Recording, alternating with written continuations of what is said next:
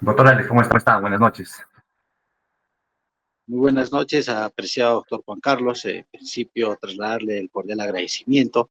Cómo no, el Instituto Legal de Educatec tiene el privilegio de contar con tan destacado profesional, el doctor Juan Carlos Zambrano Rodríguez, quien en esta oportunidad estará desarrollando el tema la prueba en el proceso penal. Muy buenas noches, adelante, apreciado doctor Juan Carlos. Bueno, doctores, a ver si me confirman, si se escucha, por favor. Perfecto, doctor, el audio está perfecto. Su presentación. Ahora sí, se logra ver la presentación también, doctor. Ya, correcto, doctor.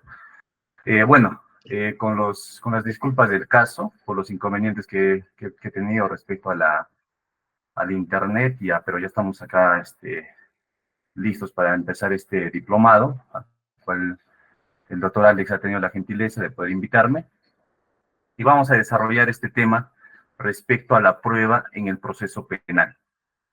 Eh, Quiero empezar manifestando que el derecho a la prueba tiene como finalidad fundamental, básicamente, la acreditación de los hechos, lo que es materia de imputación o lo que Fiscalía persigue a lo largo de la investigación. Eh, la prueba, como objetivo, ¿no es cierto?, es la acreditación de la verdad. Eso es lo que busca, acreditar la verdad de un hecho que se produce en la realidad. O como diría el profesor Michel Tarufo. Michel Tarufo, por ejemplo, explica respecto a la prueba que lo que se prueba son hechos, pero hechos de la realidad o de lo que las partes dicen de lo que pasó en la realidad. Michel Tarufo, por ejemplo, dice de que no se puede alcanzar la verdad al 100%. Y verdaderamente esta posición es cierta y también la comparto, porque cuando uno imputa un hecho que pasó en la realidad, a veces omite información o incrementa información. Por ejemplo, si se produce una pelea entre dos personas, siempre la persona, ¿no es cierto?, al momento de interponer su denuncia, siempre tiende a exagerar, a incrementar información o a disminuir o omitir información. Y es por eso que Michel Tarufo dice que lo que se acredita o lo que se busca acreditar es los hechos de lo que las partes dicen que pasó. No lo que realmente pasó en la realidad, sino lo que ellos dicen que supuestamente pasó. Entonces, tenemos doctrinariamente dos autores que he considerado los más importantes, como el doctor Neira Flores, que establece que la prueba es todo aquello que tiene mérito suficiente y necesario para que en su calidad de medio, elemento o actividad de prueba pueda formar en el juez la certeza de haber alcanzado verdad concreta que se produjo durante el proceso y de este único modo desvirtuar la presunción de inocencia. Evidentemente, el juez, al momento de la actuación probatoria y valoración probatoria, llegará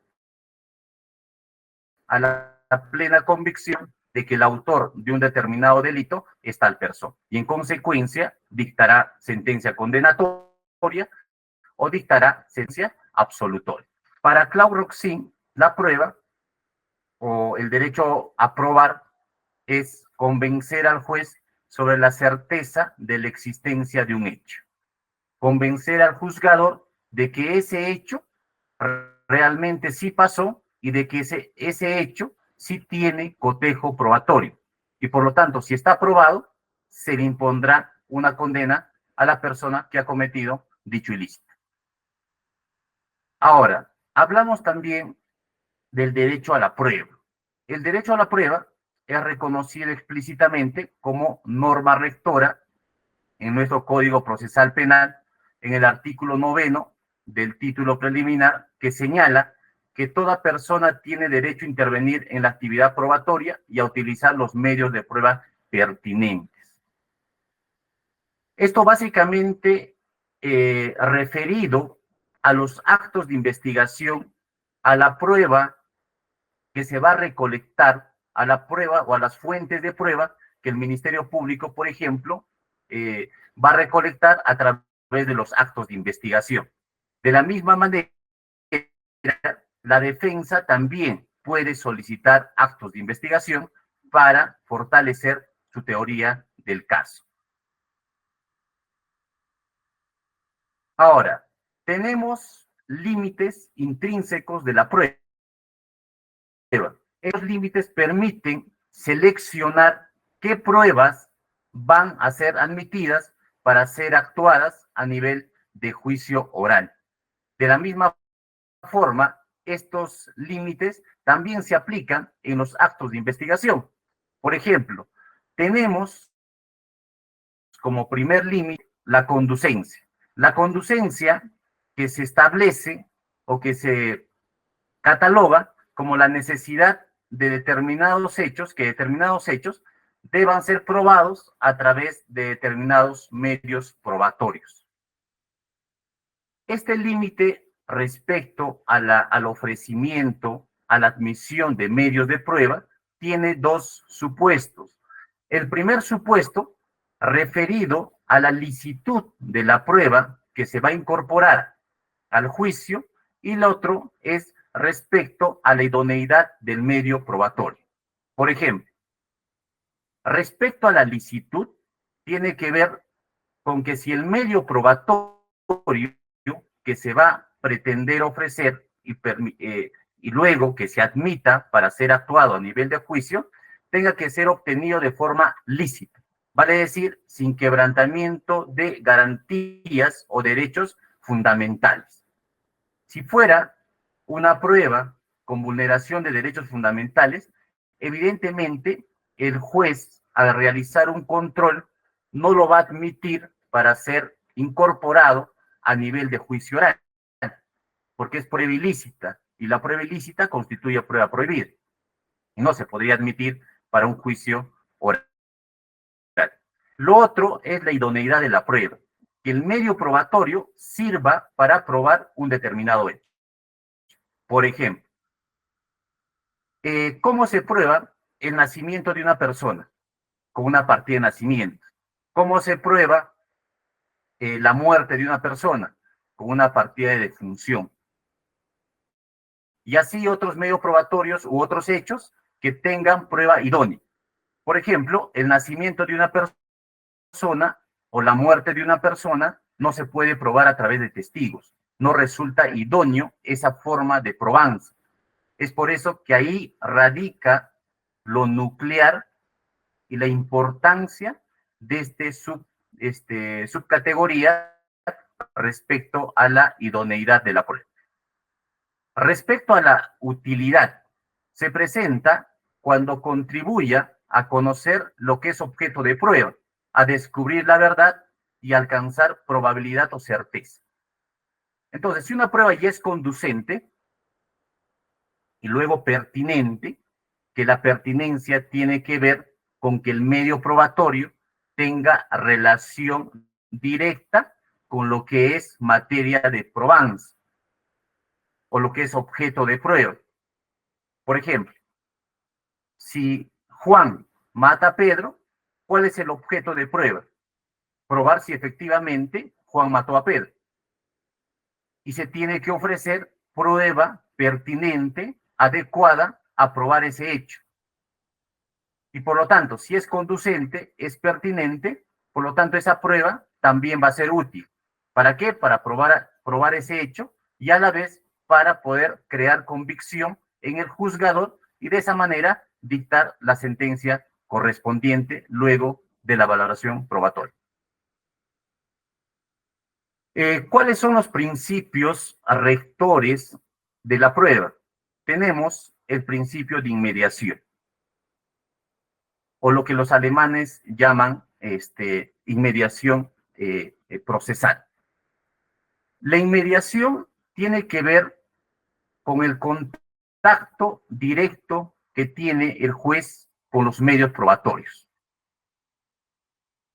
Pero como decía el profesor Jordi Nieva Fenol, no es esa inmediación de observar a los órganos de prueba, de ver cómo declaran, qué posición adoptan en el interrogatorio o en el contrainterrogatorio.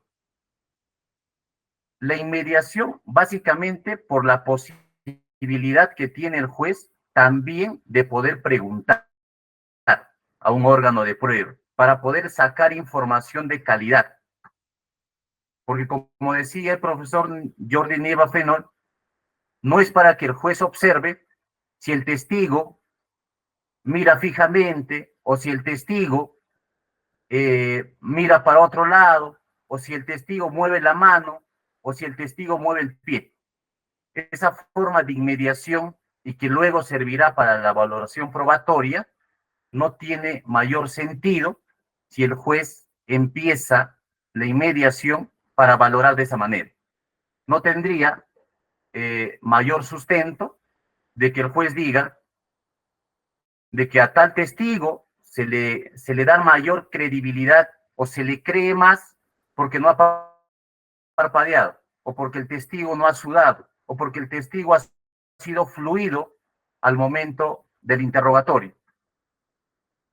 A ese tipo de inmediación no se refiere este principio de la prueba, sino a la oportunidad de que el juez tenga contacto directo y pueda obtener información de calidad.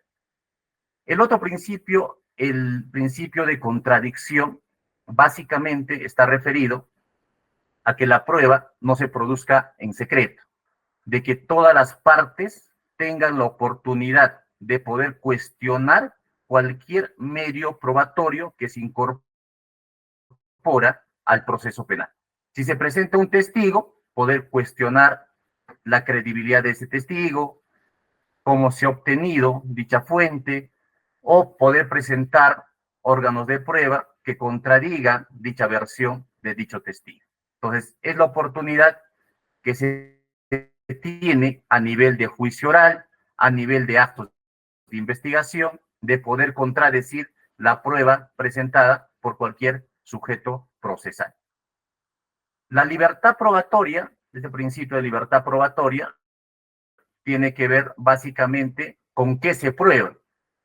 Y el código estipula, bajo el principio de libertad probatoria, de que se puede probar un hecho con cualquier medio probatorio, siempre y cuando cumpla los límites que ya hemos mencionado, siempre y cuando sean conducentes, siempre y cuando sean pertinentes y por lo tanto útiles para probar un hecho. Si pasa esos tres filtros, evidentemente la prueba se admite, se actúa y es valorable por el juzgador. El principio de pertinencia. Esto también ya lo hemos visto, de que un medio probatorio tiene que tener relación directa con lo que es objeto de prueba, con lo que se quiere probar, con el núcleo de imputación. Entonces, si tiene relación directa, esta prueba, al ser ofrecida, tendrá que ser admitida por el órgano jurisdiccional. El principio de adquisición o adquisición procesal está referido a que un medio probatorio ofrecido por cualquier sujeto procesal también pueda ser utilizado por cualquier sujeto procesal. Por ejemplo, si Fiscalía ofrece medios probatorios para sustentar su acusación o para entrar a la etapa de juicio oral, la defensa puede hacer suya también dichos medios probatorios. Entonces, por adquisición procesal, yo adquiero los medios probatorios de Fiscalía y de la misma forma, el actor civil o el tercero civilmente responsable también puede adquirir los medios probatorios de Fiscalía o de la defensa, de forma indistinta. El principio de concentración, básicamente referido a que el juicio oral, por ejemplo, se lleve de manera íntegra, de manera concentrada o en un solo acto, por decirlo así, la actuación de medios probatorios. Y por último tenemos el principio de comunidad de la prueba. El principio de comunidad de la prueba permite, por ejemplo, de que un medio probatorio ofrecido por fiscalía pueda ser también de la defensa y que tiene relación con el principio de adquisición, porque si fiscalía, por ejemplo, ofrece un testigo y luego en etapa de juicio oral se da cuenta que ese testigo no es beneficioso para su teoría del caso, puede desistirse de ese testigo, que ya no se actúe a nivel de juicio dicho testigo. Sin embargo, por principio de comunidad de la prueba, la defensa puede oponerse a ese desistimiento y puede pedir de que ese testigo sí sea interrogado, sí se actúe dicho medio probatorio. Luego de los principios tenemos categorías probatorias. Tenemos órgano de prueba, tenemos medio de prueba, elemento de prueba y fuente de prueba. El órgano de prueba es toda persona que tiene o que lleva elemento de prueba, que lleva información. Por lo tanto, pueden ser peritos, pueden ser testigos. El medio de prueba está referido a cómo se incorpora un elemento de prueba o cómo se incorpora la fuente de prueba. Por ejemplo, si yo tengo un documento, si yo tengo un video, el medio, el vehículo por el cual se va a incorporar a través de la prueba documental al juicio oral. Entonces, ese es el vehículo a través del cual una declaración, en el caso de que el órgano de prueba no concurra a juicio, se podrá incorporar a través de una documental, se podrá incorporar un video, se podrá incorporar cualquier documento a través de la prueba documental. ¿Cómo se incorpora un órgano de prueba, un testigo, un perito? El órgano de prueba, en este caso el testigo, se podrá incorporar a través del testimonio, a través de la prueba testifical. El perito a través de la prueba pericial. Entonces, entendamos de que el medio de prueba es el vehículo por el cual una fuente de información se incorpora al juicio oral. Y la fuente de prueba es obtenida a partir de los actos de investigación. Por ejemplo, si yo tengo un testigo, ¿qué es lo que voy a obtener de ese testigo? Información respecto a un determinado caso. Y ese testimonio estará plasmado pues en un acta de declaración. Esa es la fuente. La información que me va a proporcionar el órgano de prueba. En este caso, un testigo. Y el elemento de prueba es esa información que tiene el órgano de prueba, ¿ya? Que tiene el órgano de prueba. Luego también es importante realizar la diferencia entre actos de investigación y actos de prueba. Los actos de investigación básicamente persiguen alcanzar el conocimiento de los hechos para determinar si se puede hacer una afirmación. También se dice que los actos de investigación solo tienen carácter preparatorio y sustentan la acusación. También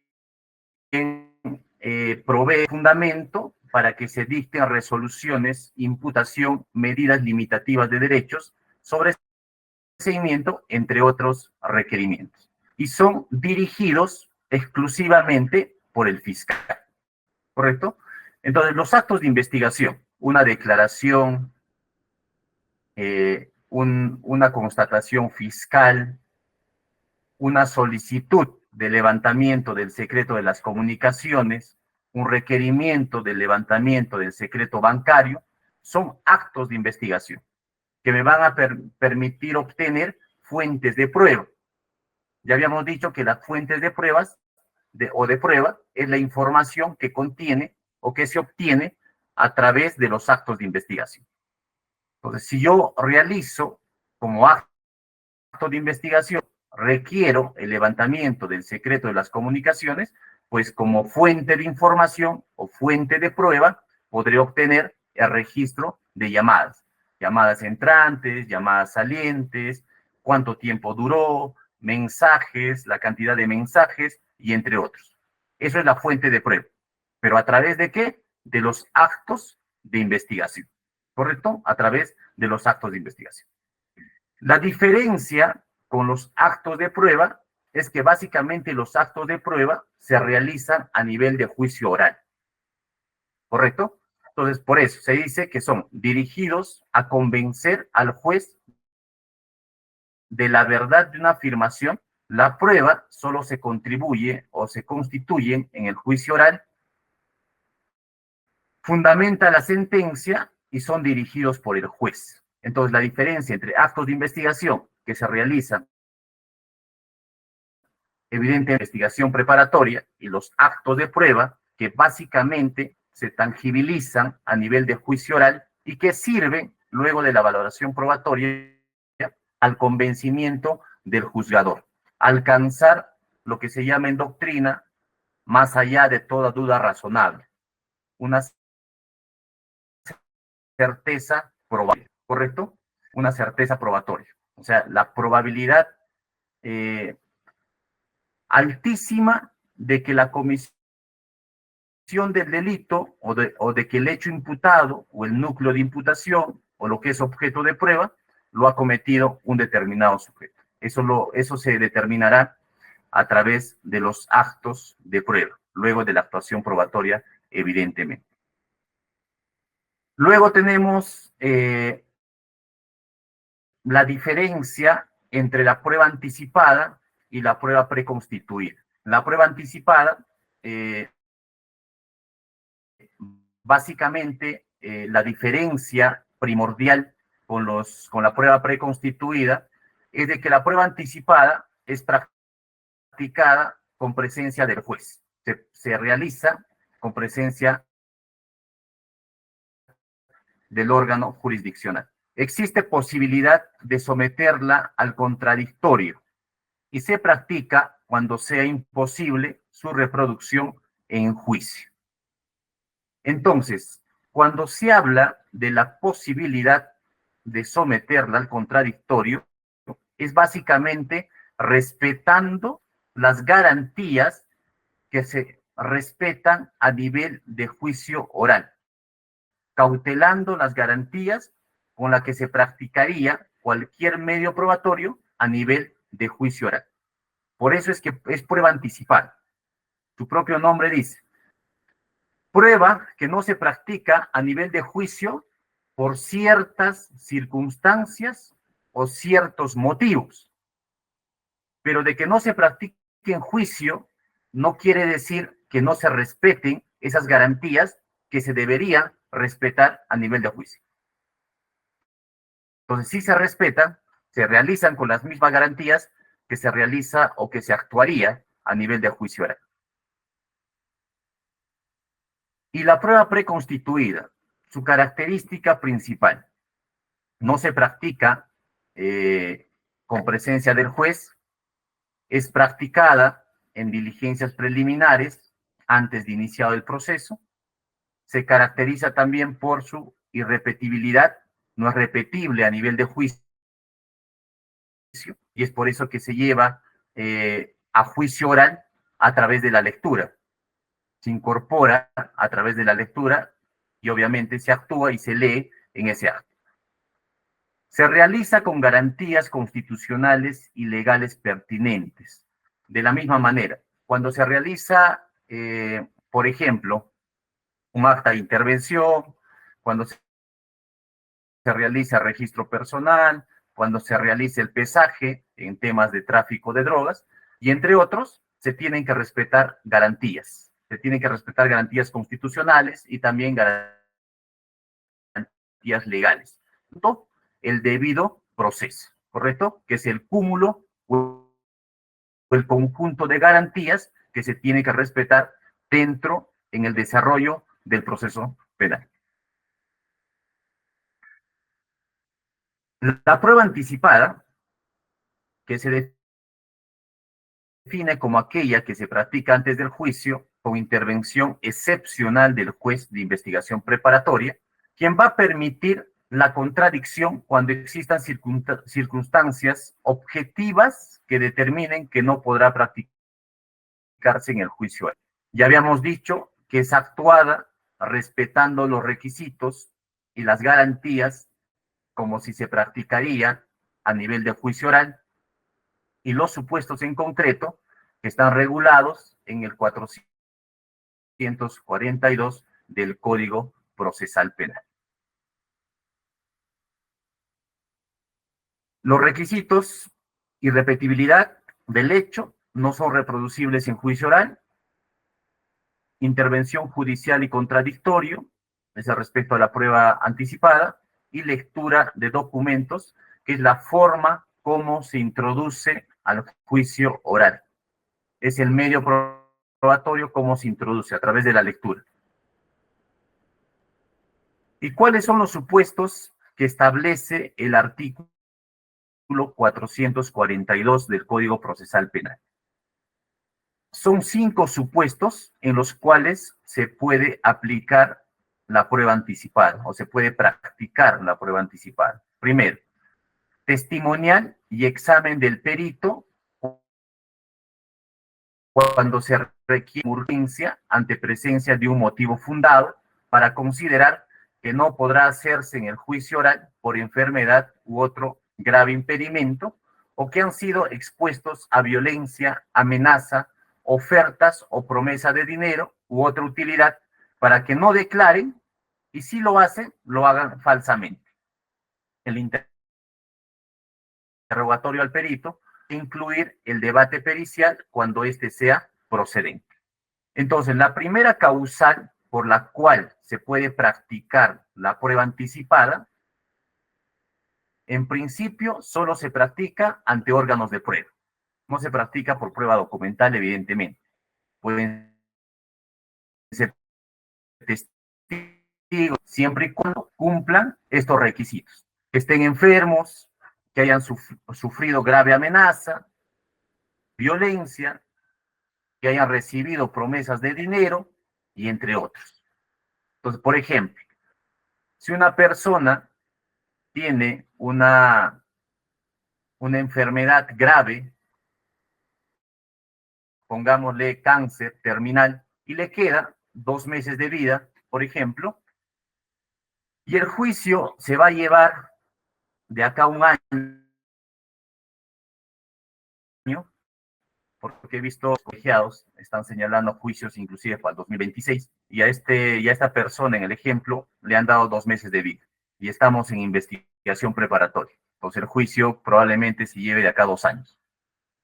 Si de 2 meses probablemente va a morir, y lo que se quiere es cautelar evidentemente la información que tiene dicho testigo. Y por lo tanto, esperar va a ser imposible. Entonces, bajo ese supuesto, se puede practicar la prueba anticipada, de que ese testigo pueda declarar antes, pues, de que fallezca, dentro de esos 2 meses que le han dado de vida. Por lo tanto, ese testigo brindará la información relevante para el caso con presencia del juez, sometido al contradictorio, con presencia de todas las partes, para que puedan realizar preguntas, reexamen, conforme se realizaría a nivel de juicio oral.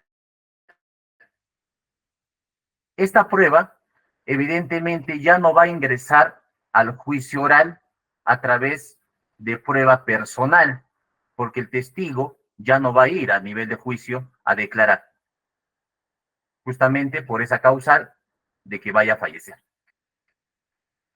Esta prueba se va a tangibilizar en un acta de prueba anticipada, va a ser pues incorporado al juicio oral a través de prueba documental, ¿correcto? A través de prueba documental. El 383 del Código Procesal Penal autoriza la lectura de prueba anticipada. Por lo tanto, si el testigo declara, se fija en acta y ese acta se incorpora a nivel de juicio, ese acta se va a leer en juicio y va a ser actuado y perfectamente valorable. Luego tenemos el careo entre las personas que han declarado por los mismos motivos del literal anterior, vale decir que se presenten las mismas circunstancias como enfermedad, amenaza, promesa de dinero y entre otros. Si se presentan esos motivos, también en el careo se puede realizar a través de prueba anticipada. Y de la misma manera, la incorporación va a ser a través de prueba documental y se leerá a nivel de juicio. El tercero es reconocimiento, inspecciones, reconstrucciones, que por su naturaleza y característicos irreproducibles y no sea posible postergar su realización hasta juicio oral. El cuarto motivo o cuarto supuesto es en la declaración de niñas, niños y adolescentes en su calidad de agraviados, comprendidos en el artículo 153, 153A, capítulo 1, si no me equivoco, referido al trata de personas, violación de la libertad personal en los comprendidos del capítulo 9, violación de la libertad sexual, capítulo 10, proxenetismo y capítulo 11, ofensas al pudor público, correspondientes al título cuarto, y delitos contra la libertad. Nuestro código establece de que en caso de declaraciones de niñas, niños y adolescentes, se tenga que realizar a través de la técnica de entrevista única y mediante anticipación probatoria, mediante prueba anticipada. Y deja a salvo, o es opcional para la Fiscalía, realizarlo también como prueba anticipada o como prueba preconstituida en el caso de mayores de edad. Esto ya queda a criterio de la Fiscalía, en casos de mayores de edad, si realizarlo como prueba anticipada o realizarlo como prueba preconstituida. Y por último, tenemos la declaración testimonial y examen de perito en casos de crimen organizado, así como los delitos contra la administración pública previstos en los artículos 382 al 401 del Código Penal. Entonces, estos supuestos que les he mencionado del artículo 442, en todos estos casos se puede practicar prueba anticipada.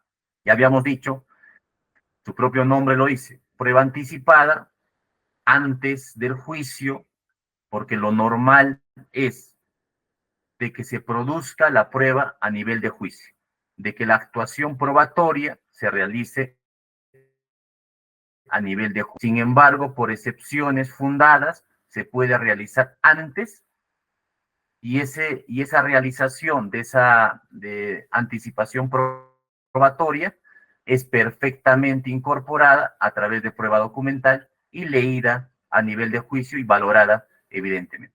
¿Cuál es la prueba anticipada? ¿Cuáles son los estadios procesales en los cuales se puede solicitar prueba anticipada? Tenemos que es admisible durante la investigación preparatoria conforme al artículo 242 del Código Procesal Penal y también es admisible en la fase intermedia, en la etapa intermedia, bajo los artículos 442, numeral 2 y 351 del Código Procesal Penal, que permite que se pueda solicitar al juez de investigación preparatoria, se practique la prueba anticipada, siempre y cuando concurran los supuestos del artículo 442.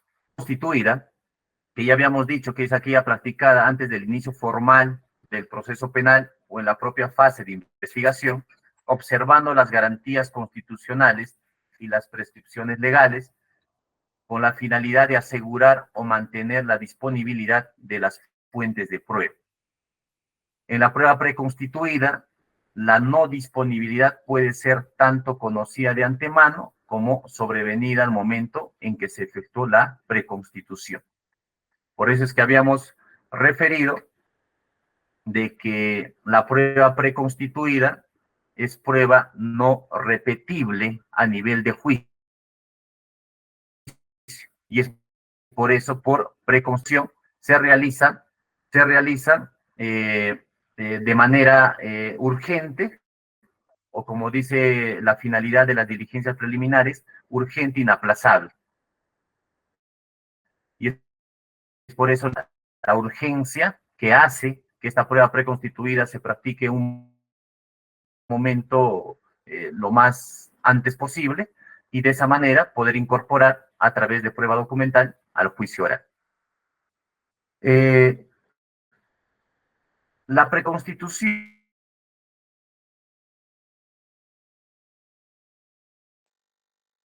lo podemos 325, que establece carácter de las actuaciones de la investigación. Que las actuaciones de la investigación solo sirven para emitir las resoluciones propias de la investigación y de la etapa intermedia. Para efectos de la sentencia, tienen carácter de actos de prueba, la prueba anticipada, recibidas de conformidad con el artículo 442 y siguientes. Y las actuaciones objetivas e irreproducibles cuya lectura en el juicio oral autoriza el código. Del artículo 325 podríamos sacar el concepto o cómo se debe entender la prueba preconstituida. Básica lectura que establece que de las actuaciones objetivas e irreproducibles cuya lectura en el juicio autoriza el código. Es por eso que estas pruebas, que son objetivas e irreproducibles, urgentes,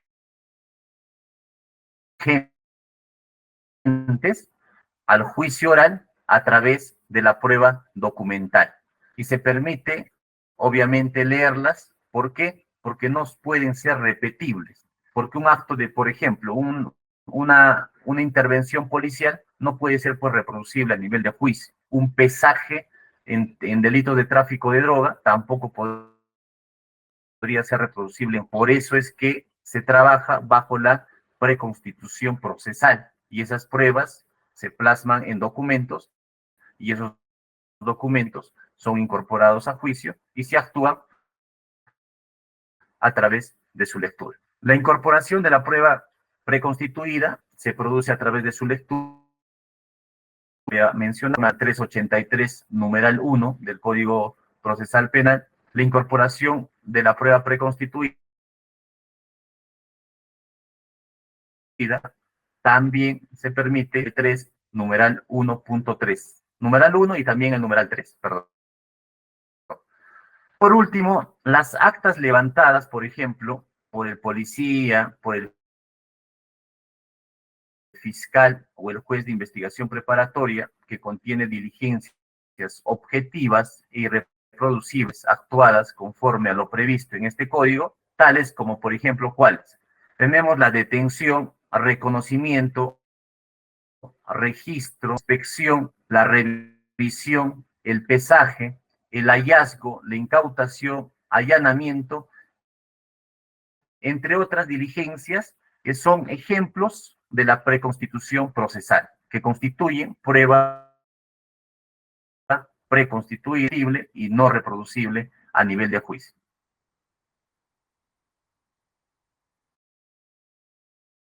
Luego tenemos la entrevista única en cámara GESEL.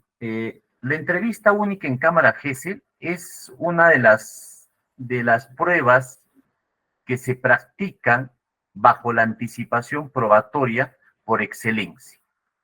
Inclusive el código y la ley 3364 obliga a que la fiscalía practique en casos contra la libertad sexual y en otros delitos, se practique de forma obligatoria la entrevista en cámara GESEL bajo anticipación probatoria. Ya habíamos mencionado que el artículo 442, numeral 2, literal D del Código, que establecía que durante las diligencias preliminares o una vez formalizada la investigación preparatoria, a solicitud del fiscal o de los demás sujetos procesales, podrá instarse al juez de la investigación preparatoria la actuación de prueba anticipada. Y tratándose de la Cámara Gesell, el supuesto D es donde se practica la prueba anticipada. En declaraciones de niñas, niños y adolescentes en su calidad de agraviados y también en todos los delitos ya mencionados, que ya les he mencionado, y deja a salvo, como les había mencionado, de que en casos de mayores de edad se pueda realizar a través de la anticipación probatoria o a través de la prueba preconstituida.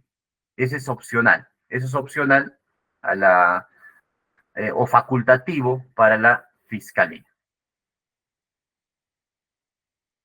¿Desde cuándo se considera de que la entrevista en cámara Gesell sea obligatoria, practicarla por anticipación probatoria?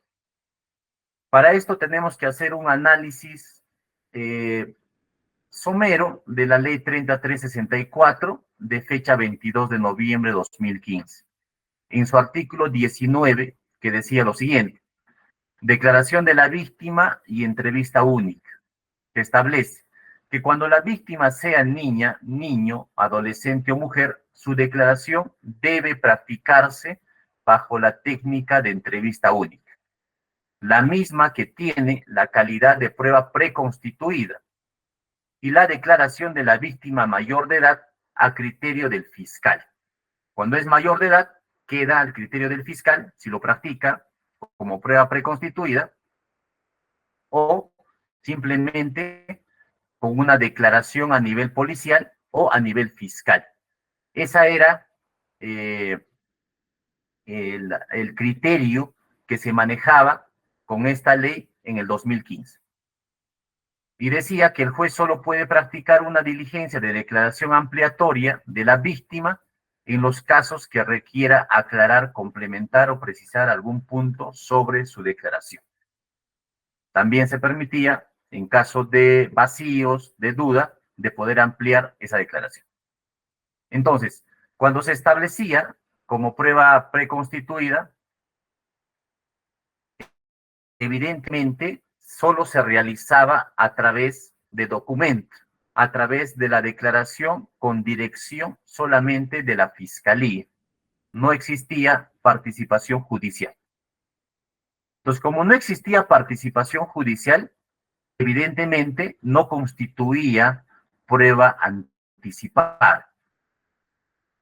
Y en este supuesto, en el 2015-2019, existiría un quebrantamiento al principio de legalidad procesal. ¿Por qué? Porque el 383 solo permite lectura de prueba anticipada, solo permite lectura de prueba anticipada, no permite lectura de prueba preconstituida cuando es órgano de prueba. Porque porque como les he mencionado, la preconstitución solamente opera en prueba documental, no opera en órganos de prueba. Entonces, si se habla de que la declaración de una víctima menor de edad se realiza solo con dirección de fiscalía, es una prueba preconstituida, porque no existe participación judicial. Y si existe, o si es prueba preconstituida, podría ser incorporada a través, o podría ser incorporado al juicio oral a través de su lectura. Evidentemente la respuesta es que no, porque ¿cómo se podría leer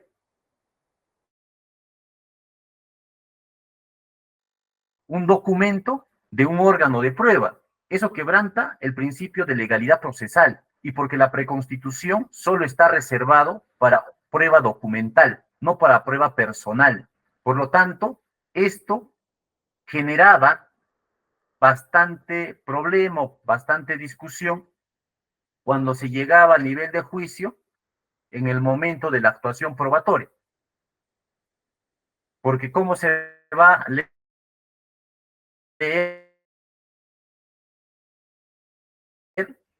cuando la víctima, la forma de actuación es a través de la prueba testimonial, de la prueba testifical, y no se podría realizar a través de la lectura. Es por eso que había el inconveniente y cómo convalidar esa omisión o cómo convalidar esa vulneración del principio de legalidad procesal. Luego de ello, salió la modificatoria de este artículo en noviembre del 2018, a través del decreto legislativo 386, que modifica el artículo 19.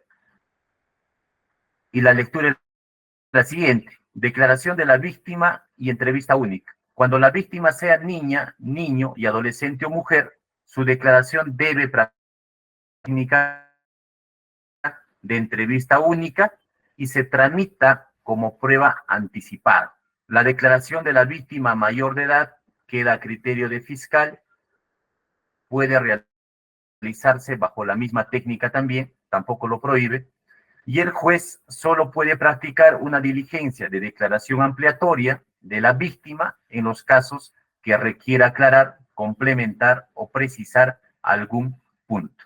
Entonces, el artículo 19, con este decreto legislativo 386, se modifica y ya incorpora de que las entrevistas en cámara GESEL se tengan que practicar bajo la técnica de prueba anticipada, de forma obligatoria. Entonces, con esta modificatoria, en cierta forma, ya se ha dado solución al problema que se tenía a nivel de juicio cuando se pretendía actuar un órgano de prueba o prueba personal como si fuera prueba preconstituida o como si fuera prueba documental. Entonces, con esta modificatoria, todas las entrevistas de menores de edad o también de mayores de edad, siempre y cuando la fiscalía decida de esa manera, de que se practique de esa manera, se realizaban o se realizan actualmente bajo la anticipación probatoria, donde existe evidentemente participación judicial, ¿no? Con el emplazamiento de todas las partes, abogado del imputado, el agraviado, si es menor de edad, fiscal de familia, el juez evidentemente, fiscalía y el psicólogo, ¿no? Quien realiza la entrevista. Entonces, ahora ya se habría, en cierta forma, superado este inconveniente de que las declaraciones a través de, o tramitadas como prueba anticipada, efectivamente ya se incorpore a través de prueba documental y se pueda leer la entrevista a nivel de juicio.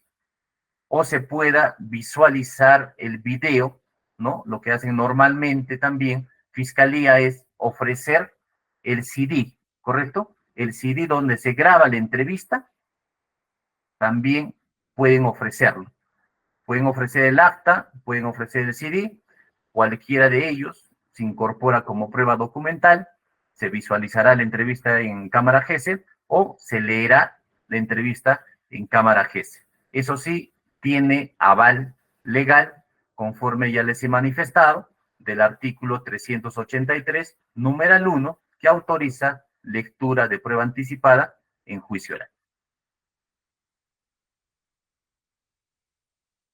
Y respecto a las diferencias de prueba anticipada y prueba preconstituida, he hecho un pequeño cuadro donde claramente se va a diferenciar por qué existía ese problema de incorporar prueba personal, como era el caso de las agraviadas, como prueba documental. En principio, la prueba anticipada es prueba personal. Entonces, si hablamos de prueba personal, estamos hablando de órganos de prueba, no de prueba documental. Sin embargo, a diferencia de la prueba preconstituida o la prueba preconstituida, es prueba material, ¿no? Documental. Otra diferencia es de que la prueba anticipada, aparte de ser de carácter personal, es de carácter irrepetible y urgente, que se realiza por el juez de investigación preparatoria bajo las pautas de ejecución del juicio oral, donde se respetan evidentemente principios de oralidad, inmediación, contradicción, básicamente, a diferencia de la prueba preconstituida, cuyo objeto no es documental, sino testifical y pericial. Entonces, en conclusión, solo se realiza a través de la prueba anticipada o a través de la anticipación, de la anticipación de probatoria, la prueba personal, la prueba de órganos de prueba, sean testigos o sean peritos. Y la prueba preconstituida, evidentemente, prueba material,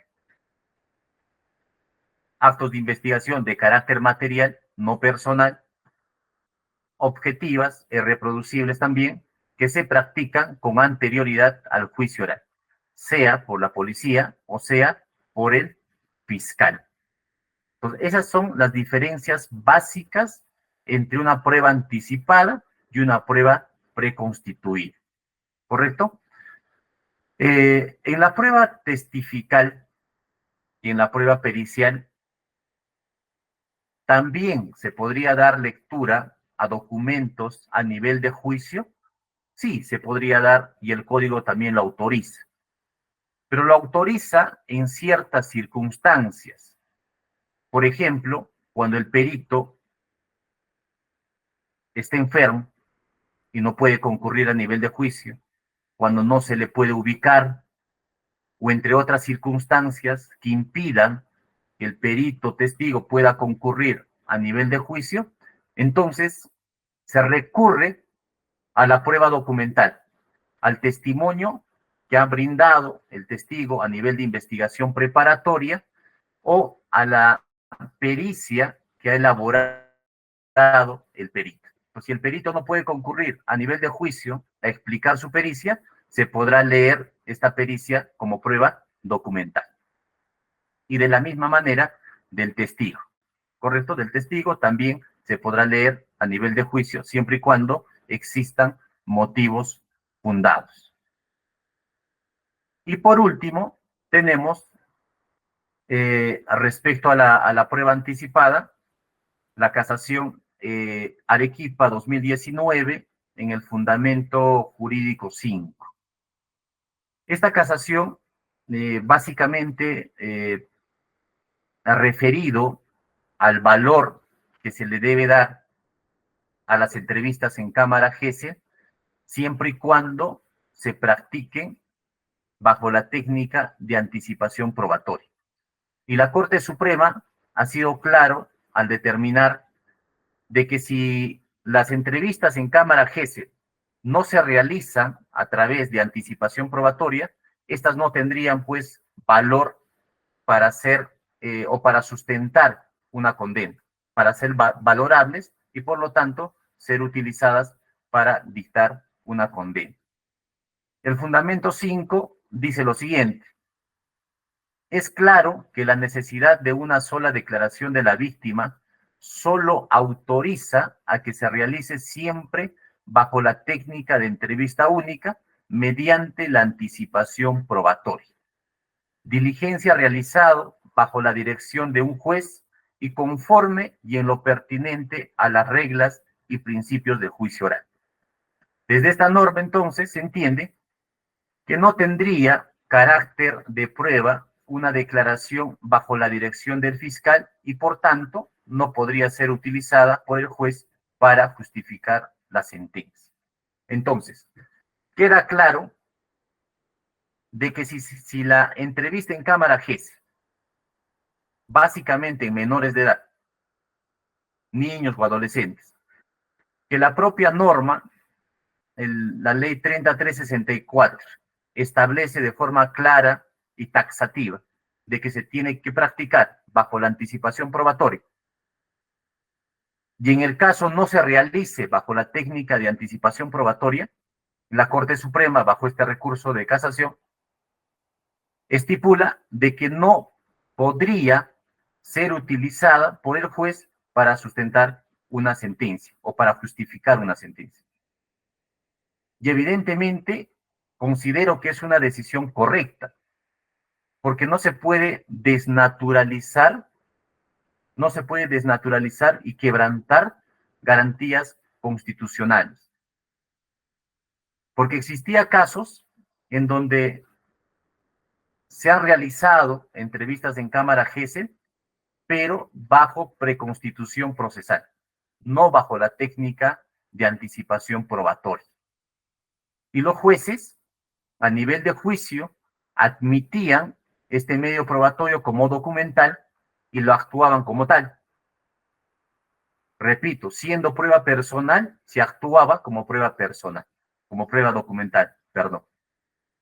Y se sentenciaba, y se emitía sentencia, bajo el argumento de la no revictimización. Bajo el argumento de la no revictimización. Como no se puede revictimizar, entonces hay que quebrantar garantías constitucionales como el principio de legalidad procesal. Porque ese es el argumento que utilizan los jueces al momento de querer convalidar, en cierta forma, este mal actuar o negligencia de fiscalía, de pretender actuar prueba personal como prueba documental. ¿Y qué hacían los jueces de segunda instancia? Obviamente que no todos, pero algunos jueces de algunos distritos judiciales lo que hacían es declarar nulidad por vulneración de legalidad procesal, por vulneración de garantía legal. Y evidentemente, ¿cómo se convalidaba?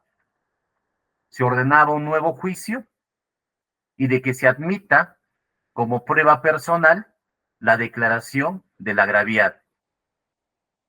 Y evidentemente se hacía necesario la concurrencia de la agraviada a nivel de juicio oral, porque era la única forma de poder salvar el proceso, de que el proceso no quede impune, porque de lo contrario, si es que no se va a valorar el acta de entrevista única, que se tramitó como prueba preconstituida, no existiría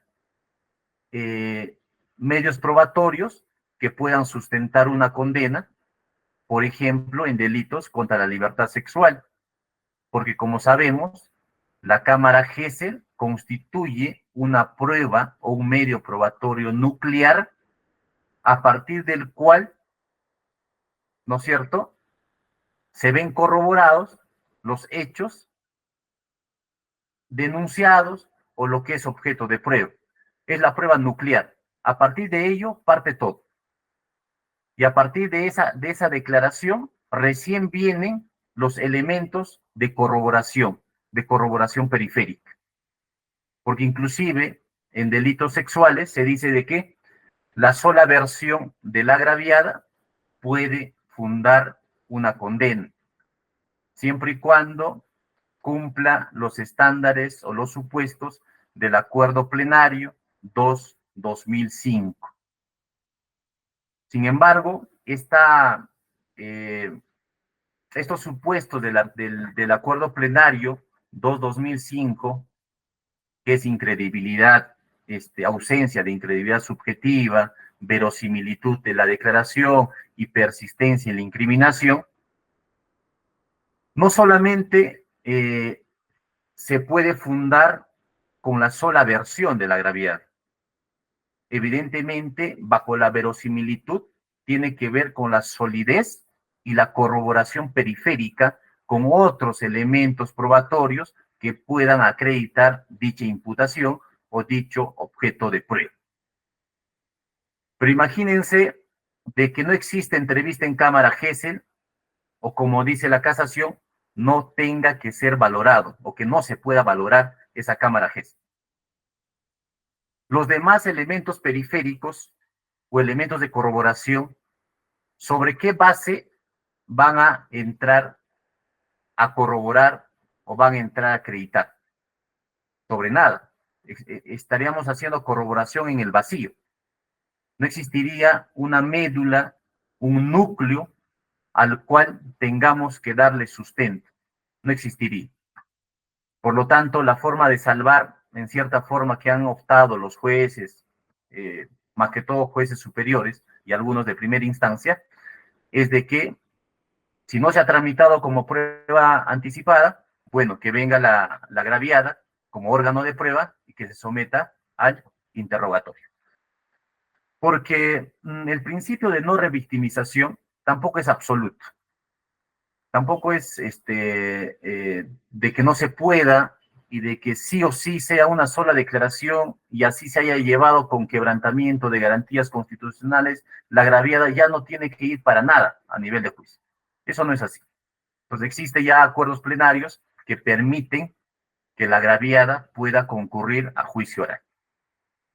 Uno de ellos, por ejemplo, es cuando la propia agraviada solicita, a través de su defensa, poder estar presente en el acto de juicio oral.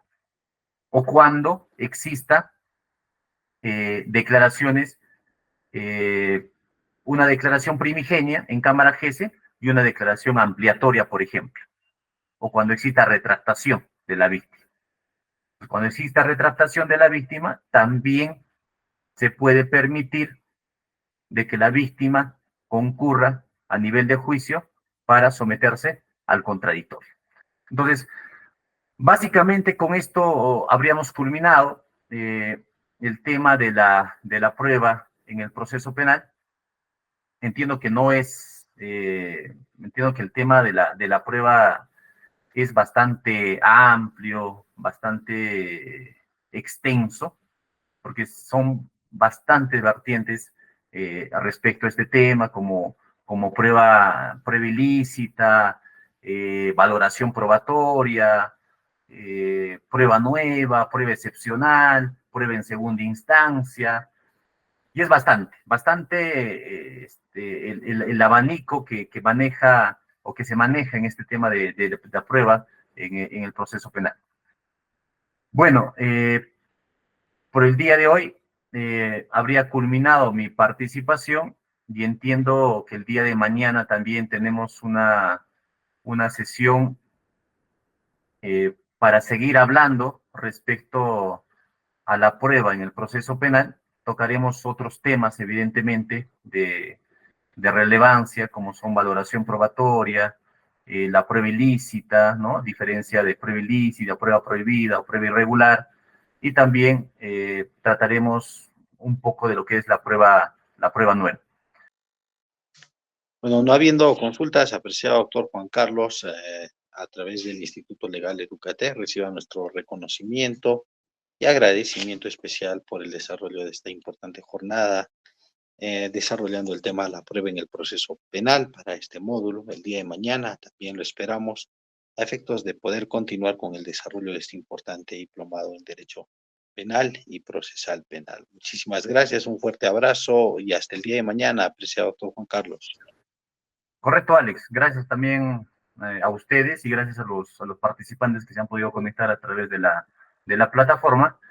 Y como ya les había dicho, también la participación la tenemos el día de mañana y estaremos tocando otros temas también de relevancia respecto al tema de derecho a la prueba, ¿no? Derecho a la prueba y la prueba en el proceso penal.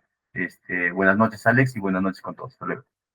Muchísimas gracias, muy buenas noches, apreciado doctor Juan Carlos Rodríguez Zambrano. Nos estará acompañando también el día de mañana desarrollando este importante diplomado en Derecho Penal y Procesal Penal. Nuestros participantes no se olviden de registrar su participación y comentarles también que el día jueves, viernes y sábado seguimos con el desarrollo del importante diplomado en violencia familiar importante diplomado también que desarrolla el Instituto Legal Educated y que se desarrolla en el mes de mayo. Agradecido por su gentil atención. No se olviden de seguir nuestras transmisiones, compartirlas, darle like, reaccionar a nivel de nuestras plataformas virtuales. Muchísimas gracias por su atención. Nos reencontramos el día de mañana a partir de las 6 de la tarde. Muy buenas noches, con su permiso.